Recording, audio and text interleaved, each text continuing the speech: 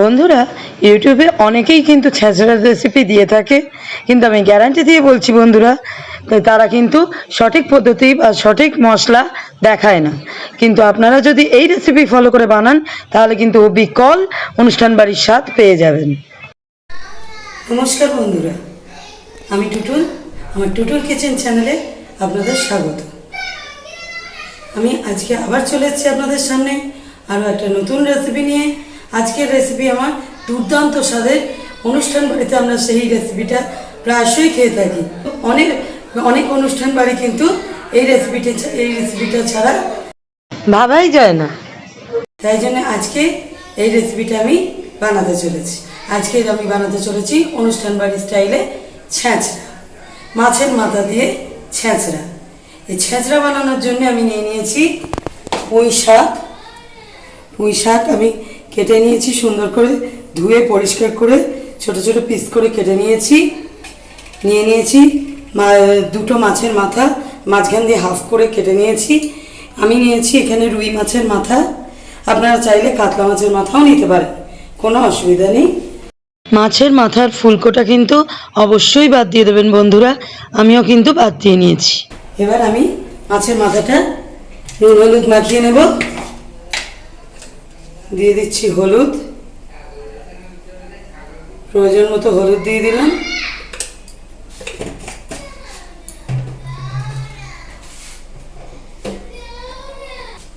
বন্ধুরা, দিয়ে দিচ্ছি এবার নুন। এবার আমি মাছের মাথাটাকে ভালো করে নুন হলুদ দিয়ে মাখিয়ে নেব। এইভাবে সুন্দর করে কিন্তু আমি দুপাশ ভালো করে মাখিয়ে নেব প্রত্যেকটাকে। বন্ধুরা, নুন হলুদ মাখিয়ে নিয়েছি সুন্দর করে মাছের মাথাগুলোয়। এই যে এবার আমি এই ছেঁচড়ার জন্যে একটা স্পেশাল ভাজা মশলা বানিয়ে নেব, যেটার জন্যে অনুষ্ঠান বাড়ির পুরো সেই স্বাদটা কিন্তু আসবে। আজকে আমি যে মশলা দিয়ে এই ছেঁচড়াটা আর যে পদ্ধতিতে বানাবো, তাতে কিন্তু একদম অনুষ্ঠান বাড়ির মতো খেতে হবে বন্ধুরা। তো সমস্ত ভিডিওটা সম্পূর্ণটা দেখতে থাকুন এবং সেই আলটিমেট স্বাদের অধিকারী হন। তার জন্য আমি নিয়ে নিয়েছি একটা বাটি গ্যাসে বসিয়ে দিয়েছি, গরম হয়ে গেছে। এতে আমি দিয়ে দেবো ভাজা মশলা তৈরি করার জন্যে 1 চা চামচ জিরে, একটু লাগবে, 1 চা চামচ জিরে দিয়ে দিলাম। এবার দিয়ে দিচ্ছি বন্ধুরা এই যে 1 চা চামচ ধনে, 1 চা চামচ ধনে।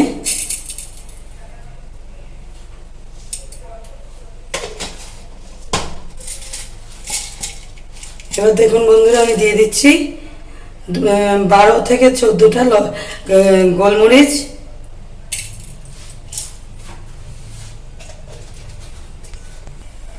এবার দেখুন বন্ধুরা, এই মশলাটাকে আমি সুন্দর করে নেড়ে নেড়ে ভেজে নেব, যতক্ষণ না ক্রাঞ্চি হচ্ছে।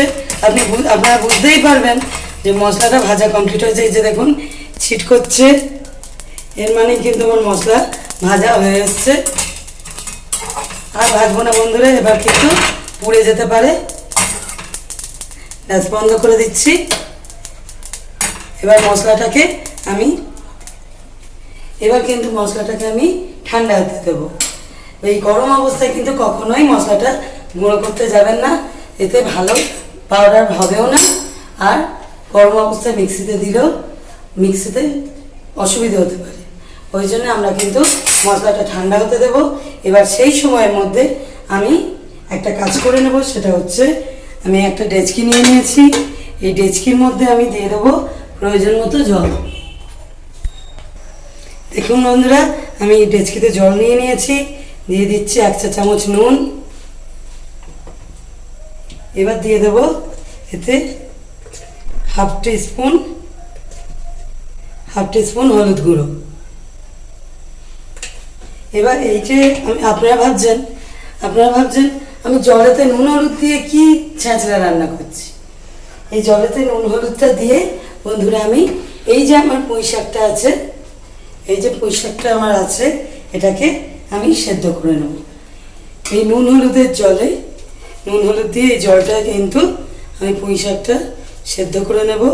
এতে যেমন জীবাণুমুক্ত হয় শাক, তেমনি কিন্তু যদিও ভালো করে ধুয়ে নিয়েছি, তবু হলুদ জলে এটা সেদ্ধ করে নিলে যে শাকটা সফটও হবে, প্লাস হলুদ আমরা জানি জীবাণুনাশক, তাই জন্য নুন হলুদের জলে আমরা কিন্তু সেদ্ধ করে নেব।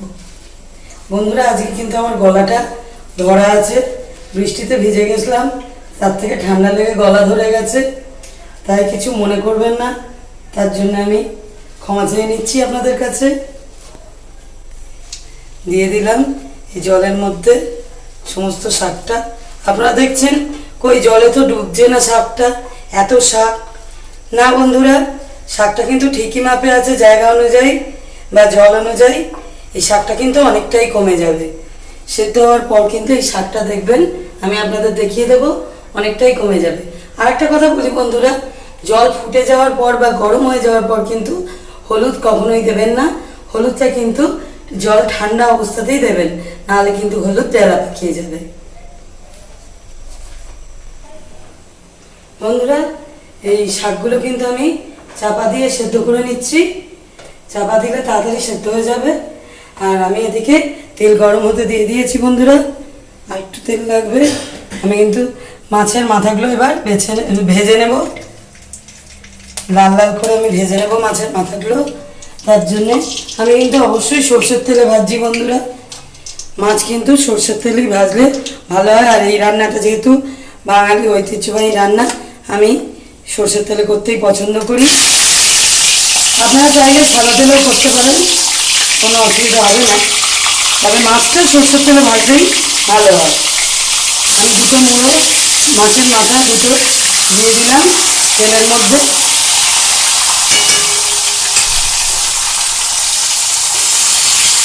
পুরো সাইডে কাঁটাটা খুলে গেছে, সেটাও দিয়ে দিলাম।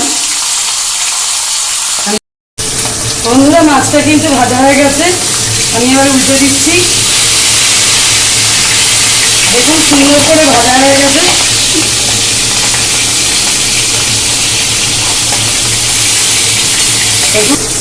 বন্ধুরা দেখুন, মাছটা এবার আমি তুলে নিচ্ছি।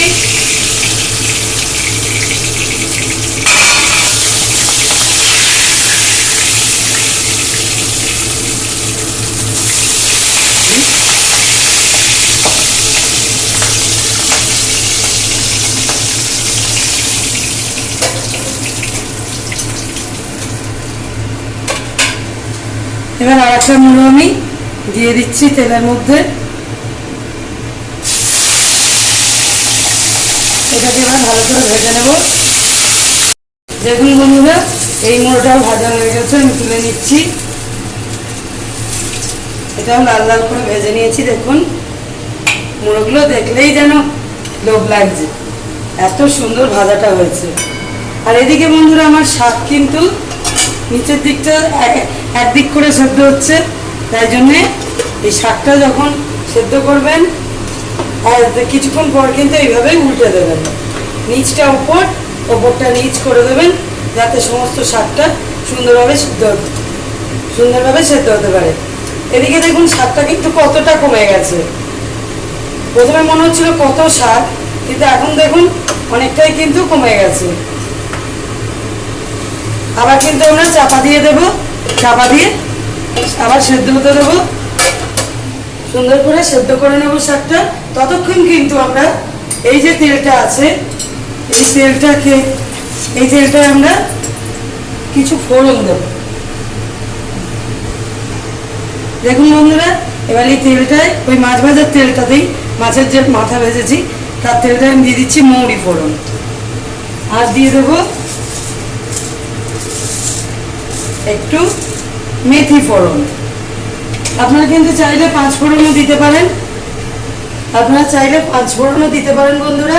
কিন্তু 5 ফোড়নের রাঁধুনি বলে একটা জিনিস থাকে, সেটা মুখে বললে খারাপ লাগে বলে আমি কিন্তু ওটা অ্যাভয়েড করি।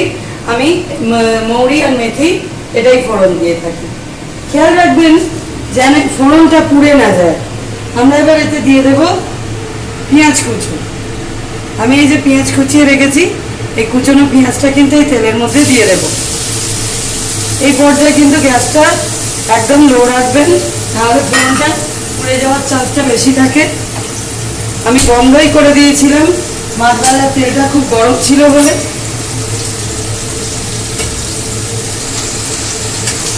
বন্ধুরা এই পেঁয়াজ ভাজার মধ্যে কিন্তু আমি এবার দিয়ে দেবো 3টে কাঁচা লঙ্কা।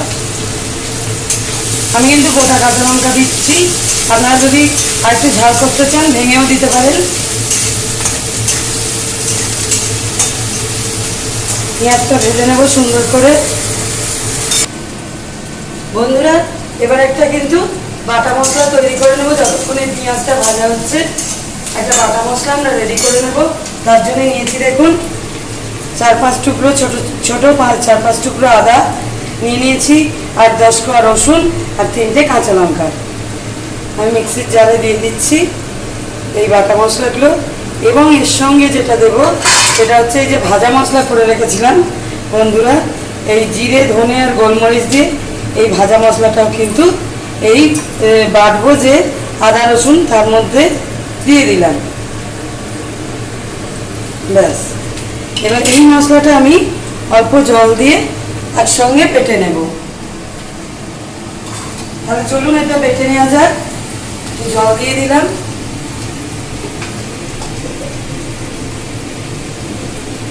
এবার আমি মিক্সিতে বেটে নিচ্ছি বন্ধুরা।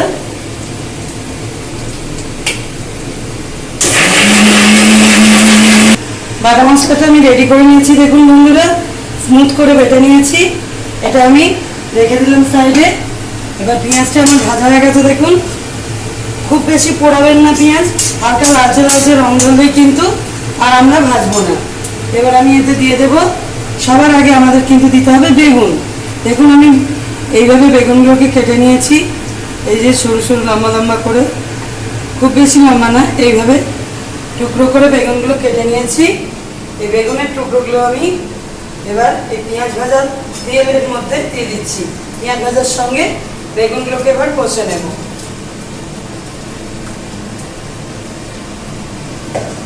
এতে কিন্তু অনেক সবজি লাগে বন্ধুরা। আমি এখানে বেগুন তো দিয়েছি, দেখতেই পাচ্ছেন আপনারা। এছাড়া আপনাদের সবজিগুলো দেখিয়ে দিই।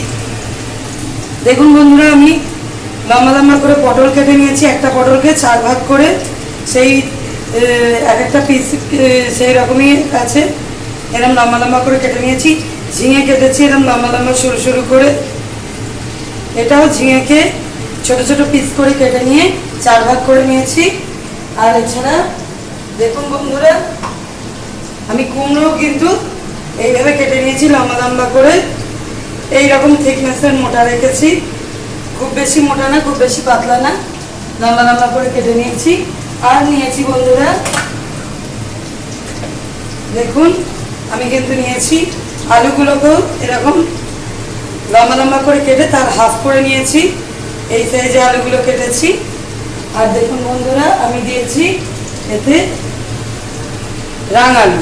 রাঙালুটা কিন্তু এই রেসিপির স্বাদ অনেকটা বাড়িয়ে দেয় বন্ধুরা। চেষ্টা করবেন রাঙালু দিতে, যদি একান্ত না পান তাহলেও কোনো অসুবিধা নেই, তাহলেও কিন্তু এর স্বাদ দুর্দান্ত হয়। আর শীতকালে যদি আপনারা বানান বন্ধুরা, যদি আপনারা এই রেসিপিটা শীতকালে বানান তাহলে কিন্তু আপনারা অবশ্যই শীতকালে মূলো এবং শিম এই দুটো সবজি এতে দিতেই পারেন। ইনফ্যাক্ট আপনারা সিজনাল যত সবজি হয় সেই সমস্ত সবজি দিয়েই কিন্তু এই রেসিপিটা বানানো হয়। তাই জন্য বন্ধুরা সিজনাল যা যা সবজি আপনারা এতে দিতে পারেন। আপনারা চাইলে বরবটি, বিন কড়াই এসবও কিন্তু এতে অ্যাড করতে পারেন। আমি আজকে বরবটিটা দিচ্ছি না, তার কারণ পার্সোনালি আমার বরবটিটা পছন্দ না, তাই আমি ইউজ করছি না। বেগুনটা কিন্তু আমি লাল লাল করে ভেজে নিচ্ছি বন্ধুরা। এবার কিন্তু আমি এই যে কেটে রাখা আলুগুলো এই বেগুনের ওপরে দিয়ে দিলাম। বেগুনটা আমার খানিকটা কষা হয়ে গেছে, আর ভাজার দরকার নেই। এবার আলুটা কষবো। এবার শুধু আলু নয়, আমি এখানে সব সবজি প্রায় দিয়ে দেবো। এই যে রাঙালুটা কেটে রেখেছি, রাঙালুটাও কিন্তু দিয়ে দেবো। আর এখানে দিয়ে দেবো এই যে পটল কেটে রেখেছি, পটলটাও দিয়ে দেবো।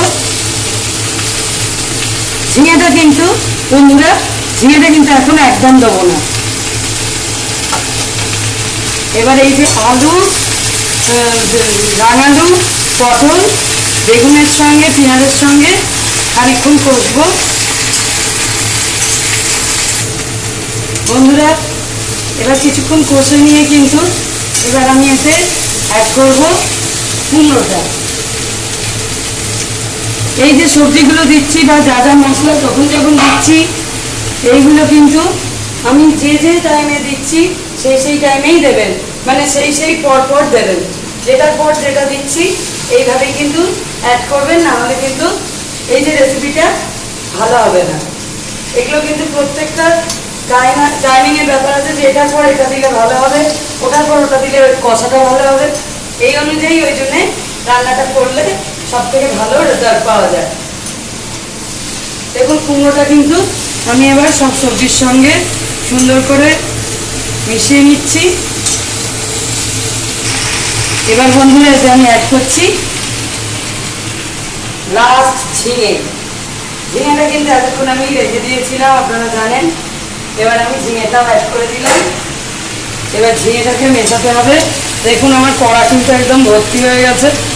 আমি কিন্তু একটু বেশি কোয়ান্টিটিতেই করছি বন্ধুরা। আমি যা রান্না করি সবসময় একটু বেশি করে করি। আচ্ছা বন্ধুরা, এই যে সবজিগুলো বা সার বা এগুলোর কতটা করে আমি নিয়েছি সেটা কিন্তু আপনাদের একটু বলে দিই, আপনারা সেই অনুপাতে বাড়িয়ে বা কমিয়ে নেবেন। তাই জন্যে এটা কিন্তু একটু বলে দেওয়া দরকার। আমি কিন্তু এখানে 1 কেজি পুঁই শাক নিয়েছি, 1 কেজি কুমড়ো নিয়েছি, কিন্তু কুমড়ো থেকে অল্প একটু কুমড়ো আমি রেখে দিয়েছি।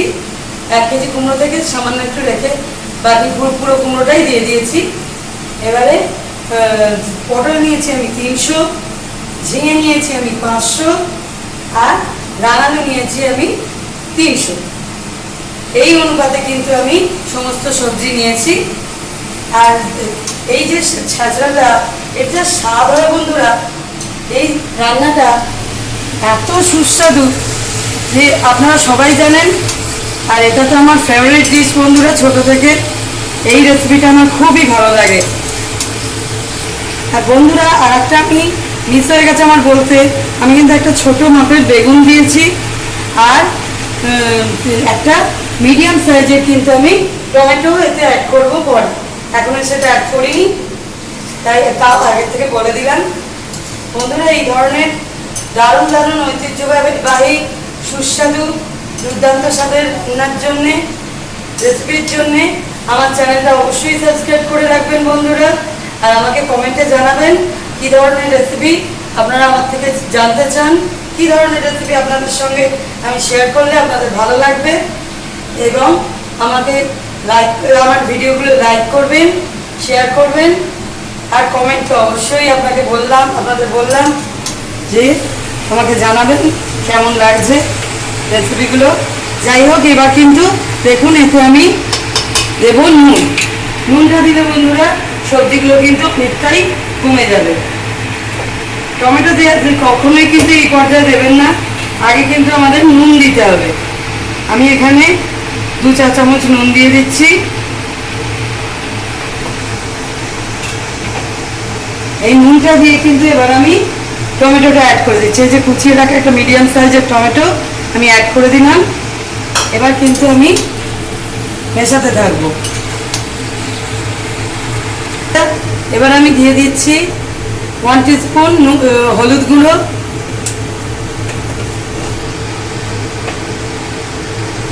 আর দিয়ে দেবো বন্ধুরা এই যে বাটা মশলাটা করে রেখেছিলাম, এই যে ভাজা মশলা আর কিছুটা ভাজা মশলা, আর মানে যে ভাজা মশলাটা আমি করে রেখেছিলাম সেই ভাজা মশলাটা, আর আদা রসুন কাঁচা লঙ্কা যে পেস্টটা আমি বানিয়ে রেখেছিলাম সেই বাটা মশলাটা এবার আমি ঢেলে দিচ্ছি বন্ধুরা।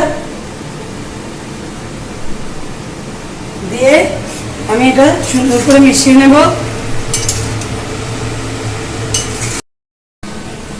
বন্ধুরা এই যে এখানে সবজিগুলো কষা তো হচ্ছেই, এবার এই ঝিঙেগুলো থেকে দেখুন কতটা জল বেরিয়েছে, সেই জলটা খানিকটা মরা দরকার।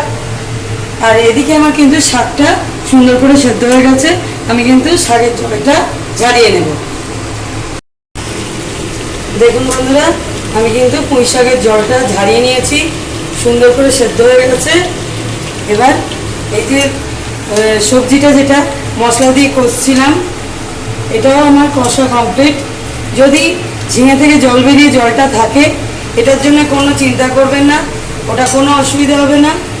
এই জল সমেত আমরা ওটা কিন্তু সবজিরই জল, ওটা কোনো অসুবিধা হবে না। আমি কিন্তু যেহেতু শাকটা এতে আমার ধরবে না, তাই আমি সবজিটা কিন্তু এই গ্যাস অফ করে এই শাকের মধ্যে, সেদ্ধ করা শাকের মধ্যে ঢেলে দিচ্ছি।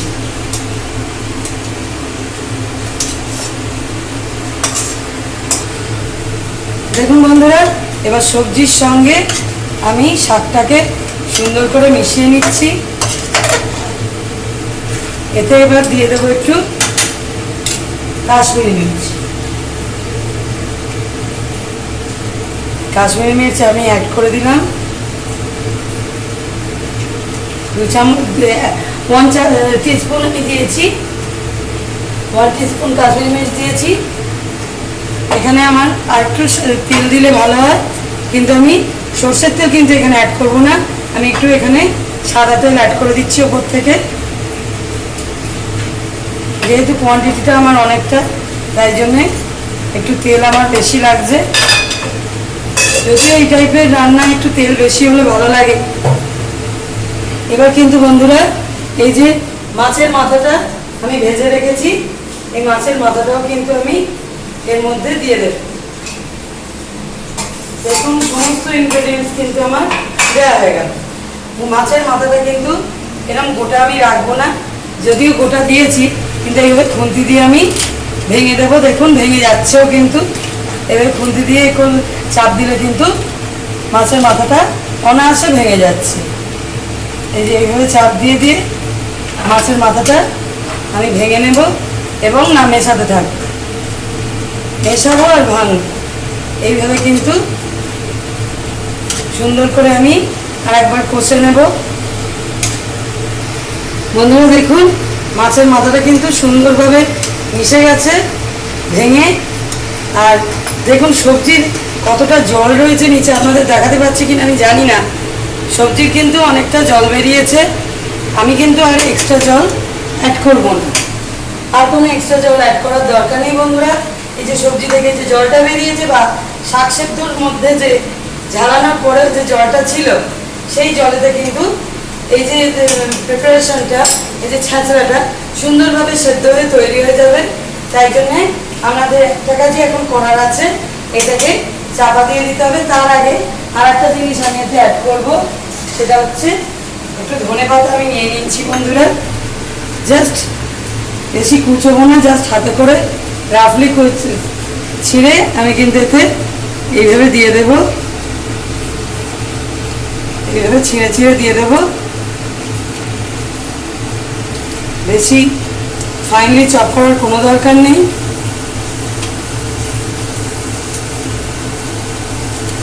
এইভাবে দিয়ে দিলাম, ব্যাস আর একবার মিশিয়ে নেব।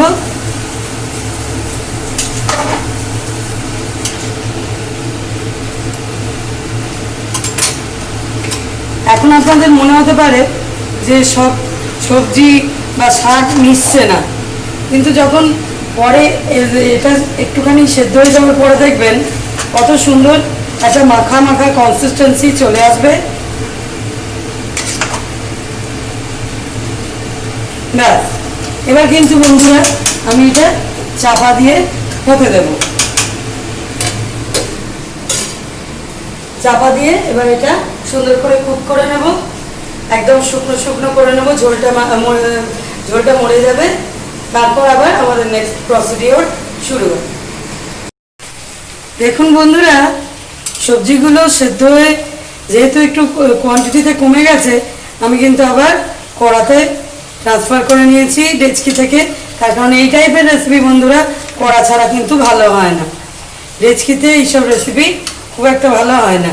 দেখুন বন্ধুরা, আমি এই যে তুলছি কত সুন্দর দেখতে লাগছে, দেখুন এটা কিন্তু আরও সুন্দর হবে। দেখুন এখনো পর্যন্ত কিন্তু জল রয়েছে, এই জলটা সম্পূর্ণ শুকিয়ে গেলে কিন্তু এটা আরও সুন্দর দেখতে হবে।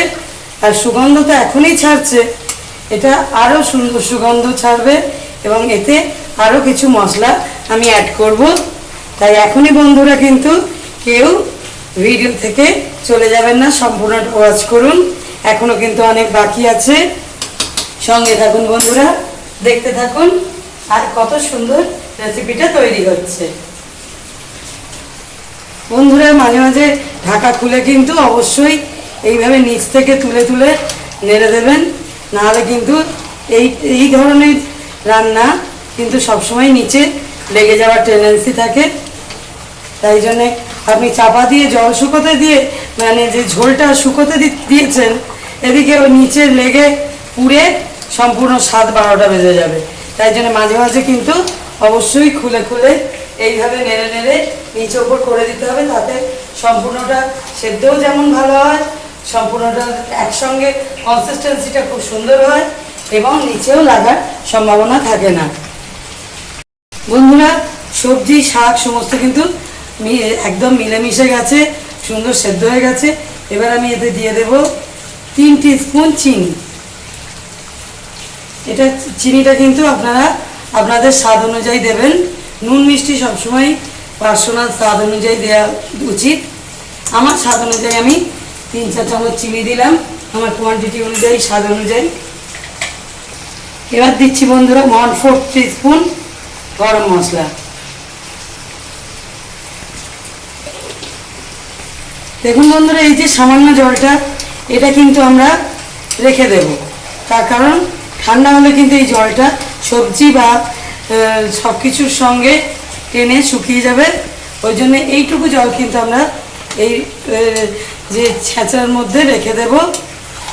আর এতে কিন্তু এটার কনসিস্টেন্সিটাকে আরও মাখা মাখা একদম অনুষ্ঠান বাড়ির মতো করার জন্যে এবং জলীয় ভাবটাকে কাটানোর জন্যে তার জন্য আমরা কিন্তু দিয়ে দেব সামান্য একটু ময়দা। এটা কিন্তু আমি 1 টিস্পুন ময়দা উপরে একটু ছড়িয়ে দিলাম, বেশি কিন্তু দেবেন না, 1 টিস্পুন বা 1 টিস্পুনের একটু কম এর মাপেই আমরা দেব। দিয়ে সুন্দর করে মিশিয়ে নেব, তাতে ঠান্ডা হলেও কিন্তু এই যে জলীয় ভাবটা বেশি হয়ে যাবে না। শুকনো শুকনো যেরকম আমরা অনুষ্ঠান বাড়িতে যেরকম আমরা ছ্যাঁচড়া খেয়ে থাকি সেই রকম শুকনো শুকনো ছ্যাঁচড়াই কিন্তু তৈরি হবে, একদমই কিন্তু জল বা ঝোল থাকবে না। সুন্দর করে সব মশলা দিয়ে আমি এইভাবে আরও আবার ওপর নিচ করে কিন্তু মিশিয়ে দিচ্ছি। এতে করে দেখুন বন্ধুরা, সমস্ত রকম সবজি, শাক, মাছের মাথা সব কিন্তু মশলা সব একসঙ্গে মিলেমিশে একাকার হয়ে কত সুন্দর কনসিস্টেন্সিটা তৈরি হয়েছে। দেখুন দেখুন বন্ধুরা, সমস্ত কিছু দিয়ে আরেকটু ফুটিয়ে নিয়েছি, কালারটা কি এসছে দেখুন, বিয়েবাড়ির ছ্যাঁচড়া ফেল হয়ে যাবে। কালার দেখুন, উপরে তেল ভাসছে, কালার কত সুন্দর, তেল পুরো উপরে ভেসে উঠেছে, লোভনীয় দেখতে, সুগন্ধ ছাড়ছে, লোভনীয় দেখতে লাগছে। তার সঙ্গে মাছের কাঁটাগুলো জাস্ট অসাম বন্ধুরা। দেখুন আমি প্লেটে তুলে নিচ্ছি, কত সুন্দর দেখতে লাগছে দেখুন। এইভাবে আমি প্লেটে তুলে নিচ্ছি।